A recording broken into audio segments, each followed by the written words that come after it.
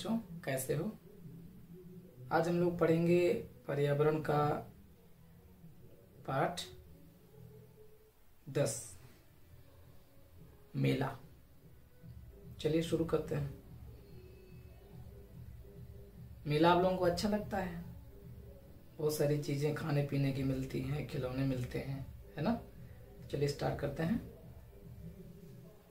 मेले का शोर दूर तक सुनाई दे रहा था। दलजीत ने अपने मित्र सुहेल, रोहन और उसकी छोटी बहन रीना को तेज चलने के लिए कहा ताकि समय से मेले में पहुंच सकें। मेले में प्रवेश करते ही सबके चेहरे खुशी से खिल उठे। कहीं चूड़ियों की तो कहीं खिलौनों और बर्तनों की दुकानें सजी थीं। दलजीत की नजर गुब्बारे पर पड़ी। दलजीत बोलता है, गुब्बारे वाले भैया, ये गुब्बारे वाली चिड़िया कितने की है? गुब्बारे वाला बोलता है, एक चिड़िया 2 रुपए की है।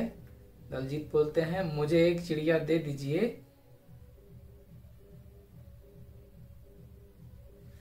अब रोहन कह रहा है, रीना तुम्हें क्या चाहिए? रीना बोलती है, मुझे तो गुब्बारे वाला गधा चाहिए। रोहन कह रहा है, गुब्बारे वाले भैया एक गधा बना दीजिए। क्या आप गुब्बारे का बंदर भी बना सकते हैं?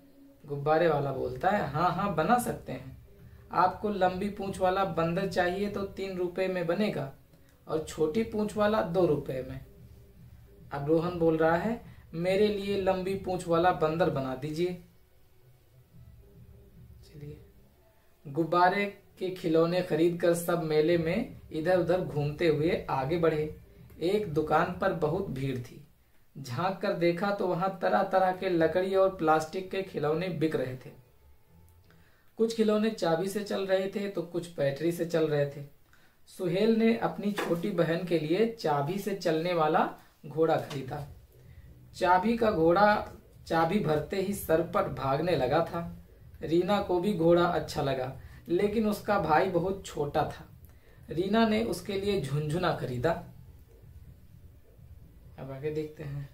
रीना बोलती है, दलजीत भैया आपने कोई खिलौना नहीं खरीदा? दलजीत बोलता है, मुझे मिट्टी का खिलौना लेना है। मिट्टी के खिलौने मुझे बहुत अच्छे लगते हैं और कम दाम में भी मिलते हैं। अब रीना बोलती है, मुझे भी मिट्टी के खिलौने ज्यादा अच्छे लगते हैं। खेलते हुए गलती से ये टूट भी जाएं तो मैं उन्हें खेत में डाल देती हूँ, जिससे वे मिट्टी में गल कर मिल जाते हैं। प्लास्टिक के टूटे खिलौने मिट्टी में नहीं गलते। माँ कहती हैं कि ऐसी चीजों से खेत को नुकसान होता है। अब दलजीत भैया बता रहे हैं कि रीना तुम ठीक कह रही हो, हमें प्लास्टिक से बनी चीजों का प्रयोग कम करना चाहिए। अब यहाँ आपको बताया जा रहा है कि आप भी प्लास्टिक की चीजों का उपयोग कम करें, क्योंकि प्लास्टिक की चीजें मिट्टी में गलती नहीं है, सड़ती गलती नहीं है और ये हमारे पर्यावरण को भी नुकसान करता है। ठीक है ना? तो हम अगर मिट्टी के खिलौनों से खेलेंगे तो वो अगर टूट फूट जाएगा तो आप मिट्टी में फेंकोगे, मिट्टी में मिल जाएगा, मिट्टी बन जाएगा।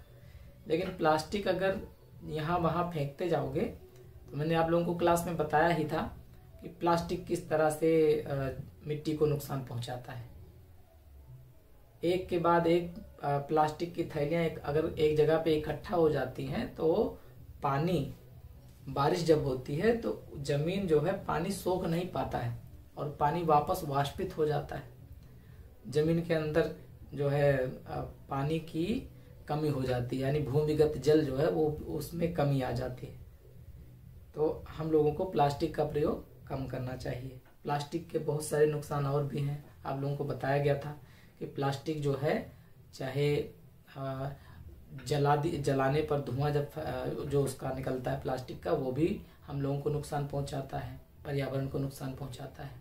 उसकी राख भी बहुत खराब होती है, वो भी सांस के द्वारा अगर अंदर चली जाए तो बहुत नुकसान पहुंचाती है। इसलिए प्लास्टिक का प्रयोग ना के बराबर हमें करना चाहिए। आगे देखते हैं। रोहन बोल रहा है कि तुम सब लोग बाकी खरीदारी बाद में करना, मुझे चाट के ठेले से बड़ी अच्छी खुशबू आ रही है। चलो पहले कुछ खाते हैं। मेले में चाट पकौड़ी तो सभी लोग खाते हैं। रोहन को भी भूख लग रही है। रीना, रोहन, सुहेल और दलजीत चाट के ठेले के पास पहुंचे। दलजीत बोलते हैं, मुझे गोलगप्पे खाना है। रोहन बोल रहा कि मैं तो चटपटा धनिया आलू खाऊंगा। रीना बोल रही मैं आलू की टिकिया खट्टी मीठी चटनी के साथ खाऊंगी। मुंह में पानी आया ना? चलो बढ़िया। आगे सुहेल तीनों की बातें सुन रहा था। उसने सबको अपने पास बुलाकर चाट के ठेले पर रखी खाने की सामग्री को देखने का इशारा किया। वहां सारा सामान खुला रखा था। आने जाने वालों के पैरों से धूल उड़कर खाने की चीजों पर पड़ रही थी। कुछ चीजों पर मक्खियां बैठी थीं। यह देखकर सभी ने उस ठेले से कुछ भी नहीं खाया। अभी मेले में देखा होगा इस तरह से खुले सामानों पर कितना धूल मक्खी ये सब पड़ते रहते हैं, है ना? तो ऐसी चीज नहीं खाना चाहिए, क्योंकि अगर इसको खा लोगे तो बीमार पड़ जाओगे आप, गंदगी पेट में चली जाएगी। आगे देखो, रोहन के भूख की बेचैनी देखकर सुहेल ने मूंगफली वाले से मूंगफली खरीद कर रोहन और रीना को दिया। दलजीत ने जलेबी का ठेला दिखाया। वहां गरम जलेबियां बन रही थीं। जलेबी वाले ने जलेबियों को जाली से ढक कर रखा था। जलेबी जाली से ढकी गई थी, इसलिए उसमें मक्खियां बैठने का मक्खी बैठ नहीं सकती थी और वो हमारे लिए सुरक्षित थी, हम खा सकते हैं। उसके ठेले में सामने शीशा लगा था जिससे धूल गर्द से खाने की चीजें सुरक्षित थीं। आप लोग भी मेले में ऐसे ठेलों से ज्यादा सामान खाओ पियो जहां इस तरह से सुरक्षित रहे खाने पीने की चीजें, शीशा लगाकर या जाली लगाकर, है ना? तो दलजीत ने गरम जलेबियां खरीदी। रोहन ने केले खरीदे। खाने से पहले सभी ने अपने अपने हाथ धुले और एक जगह बैठकर केले, जलेबियां और मूंगफली खाई। आमतौर पे मेले में जब सामान आप लोग खरीदते हो तो आप बिना हाथ धुले खाने लगते हो, लेकिन यहाँ बताया जा रहा है कि अगर आप मेले में भी हो या कहीं भी हो, कोई भी खाने पीने का सामान अगर हाथ से छूने की कोशिश करते हो तो पहले आप हाथ धुल लिया करो, ठीक है? तो दलजीत ने मूंगफली और केले के छिलके, जलेबी के दोने एक पैकेट में रखकर मेले में रखे कूड़ेदान में डाल दिया। और हाँ, ये बात तो बढ़िया, एक महत्वपूर्ण बात और आ गई कि हम लोग जब कुछ खाते पीते हैं तो हमारे साथ में जो कूड़ा कचरा बच जाता है, पैकेट, पन्नी, इसको उठाकर इधर उधर फेंक देते हैं। मेले में सारे लोग यही करते हैं। जहाँ मेला लगा रहता है, अगले दिन जब वहां पे जाओ, मेला खत्म हुआ रहता है तो कितना कूड़ा कचरा पड़ा रहता है और वो उसका निस्तारण करने कोई नहीं जाता और इस तरह से गंदगी वहां पे फैल जाती है दूर तक। हमें क्या करना चाहिए, मेले के आसपास में जहाँ कूड़ेदान बना हो वहां पे कूड़ा कचरा मतलब वहां पे फेंकना चाहिए, ठीक है ना? चलिए आगे देखें। अचानक रोहन की नजर एक बच्चे पर पड़ी। बच्चा रो रहा था। तुम रो क्यों रहे हो? तुम्हारे माता पिता कहाँ हैं? रोहन ने बच्चे से पूछा। आप लोग जानते हो मेले में भीड़ बहुत ज्यादा होती है, छोटे बच्चों के गायब होने का खतरा बहुत रहता है। तो एक बच्चा रोहन को भी मिला। चलिए देखते हैं। रोहन ने बच्चे से पूछा कि तुम्हारे माता पिता कहाँ हैं? यह सुनकर बच्चा और जोर जोर से रोने लगा। उसे रोता देखकर रीना, दलजीत और सुहेल भी परेशान हो गए। लगता है यह बच्चा खो गया है, रोहन ने कहा। चलिए, सुहेल ने बताया कि मेले में खोया पाया शिविर है। हर मेले में होता है खोया पाया शिविर।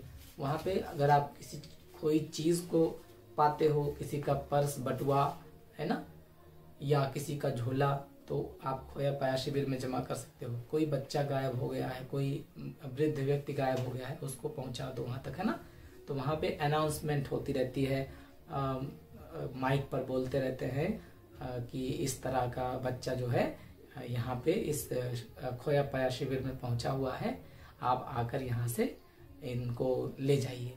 तो जिसका भी परिवार रहता है, जिसका परिवार खोया रहता है या जिसका सामान खोया रहता है, वो पहल इधर अपने आसपास तो ढूंढेगा, लेकिन जब नहीं उसे मिलेगा तो वो खोया पाया शिविर की तरफ नजर करता है कि हो सकता है किसी को मिल गया हो और उसने वहां तक सामान पहुंचा दिया हो, या मेरा बच्चा या मेरे दादाजी को, दादी जी को पहुंचा गया हो, है ना?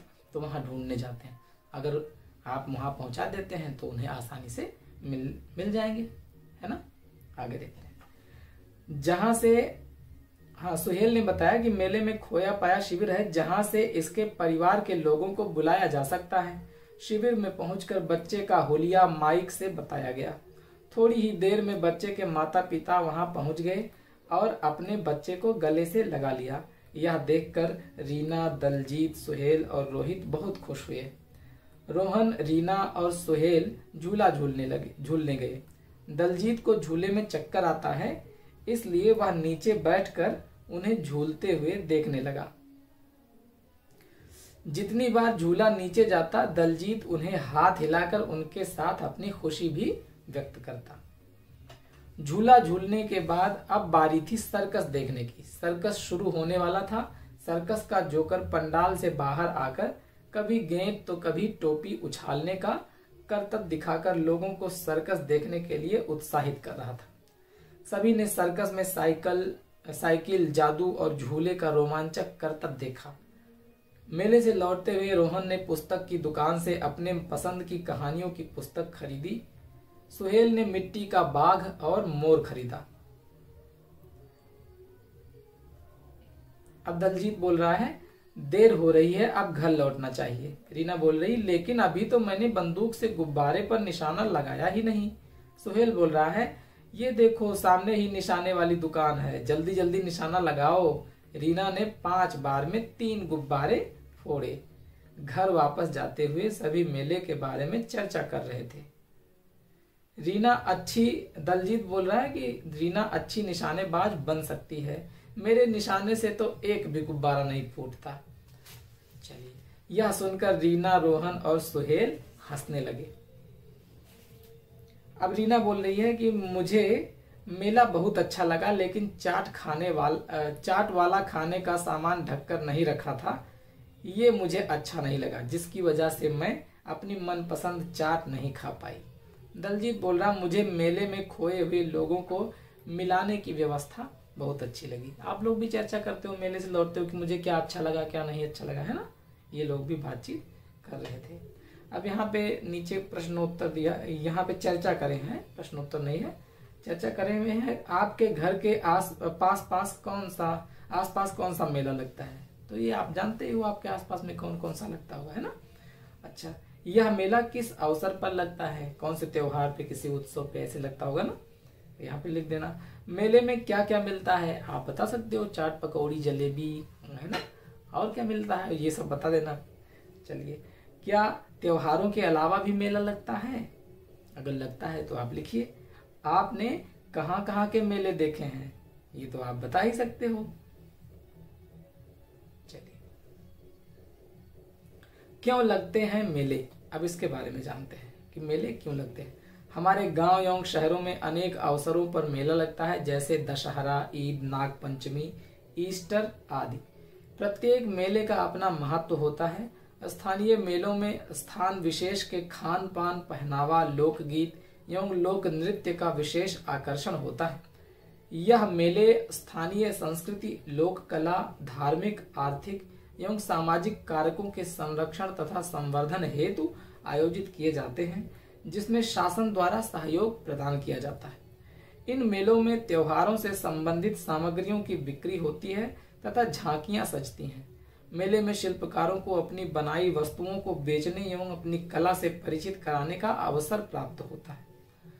बच्चों के साथ ही बड़ों को भी इन मेलों का इंतजार रहता है। बच्चे मेले में अपनी पसंद के खिलौने और गुब्बारे खरीदते हैं, वहीं बड़े लोग अपने दैनिक जीवन की जरूरतों की वस्तुएं मेले से खरीदते हैं। तो आप समझ गए होंगे। अब आगे देखते हैं, आइए जाने मेला और स्थान किस जगह पे लगता है। वो मेला कुंभ मेला कहाँ लगता है? प्रयागराज में, हरिद्वार में, उज्जैन में और नासिक में। हमारे 4 धाम जहाँ पे हैं वहीं पे लगता है, 4 जगह पे। अच्छा, सोनपुर का मेला कहाँ लगता है? बिहार में लगता है। पुष्कर मेला कहाँ लगता है? राजस्थान में लगता है। पुष्कर मेला ये राजस्थान में लगता है। ये ब्रह्मा जी का एकमात्र मंदिर है पुष्कर में, जहाँ पे ये मेला लगता है। चलिए, और कहीं आपने ब्रह्मा जी का मंदिर नहीं देखा होगा। चलिए आगे देखें। देवा शरीफ का मेला ये बाराबंकी में लगता है। नौचंदी का मेला मेरठ में लगता है। चलिए, आपने कई सारे मेलों के बारे में जानकारी प्राप्त कर ली। अब इस पाठ का प्रश्नोत्तर देख लेते हैं।